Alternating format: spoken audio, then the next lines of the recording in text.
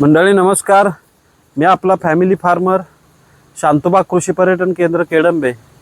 मंडळी, या सुट्ट्यांमध्ये शांतोबा कृषी पर्यटनावरती मुंबई, पुणे, त्याचबरोबर सातारा या विभागातील काही जे आपले पर्यटक पाहुणे होते, यांनी आपल्या शांतोबागवरती असणाऱ्या सगळ्या गोष्टीचा मनापासून आनंद घेतला।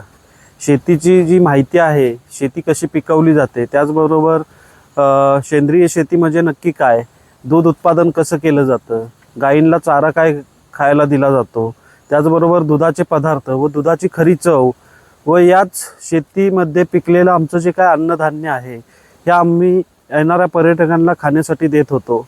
आणि जे मी आपल्याला नेहमी सांगत होतो की पर्यटन शेतकऱ्याच्या शेतावरती जाऊन आता साजरं करण्याची गरज आहे, अशाच पद्धतीचे आपले व्हिडिओ पाहून आपल्याकडे आलेल्या पाहुण्यांनी जे काही आज आमच्याबरोबर जे वेळ घालवला, हा वेळ पूर्णपणे शेती निगडीत आणि शेतीच्या ज्या काय आमच्या बाकीच्या ॲक्टिव्हिटी आहेत या ॲक्टिव्हिटी समजून घेण्यामध्ये घालवल्या।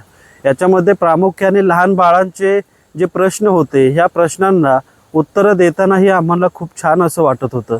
म्हणजे ते ज्या कुतूहलतेने विचारत होते प्रत्येक गोष्ट, याचा आम्हाला आनंद वाटत होता की जे आपण सगळ्यांना सांगत आहोत की शेती आज करणं गरजेचं आहे, शेतीमध्ये आज आपण पर्यटनासाठी जाणं गरजेचं आहे। आपल्या लहान मुलापासून ते मोठ्यांपर्यंत खरं अन्नधान्य कसं आहे, खरं अन्नधान्याची ही ओळख पटवून देणं गरजेचं आहे।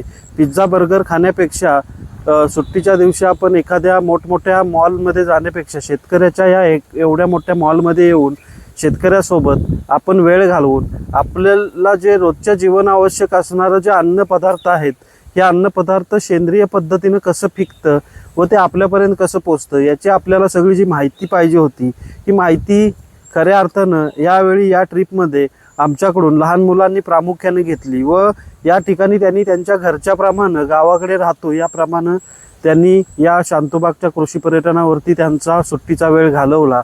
आपणही असंच आपल्या कुटुंबासोबत नक्की शेतकऱ्याच्या शेतावरती येऊन जर राहायचं असेल तर नक्की शांतोबागच्या कृषी पर्यटनाच्या कुशीमध्ये येऊन राहू शकता।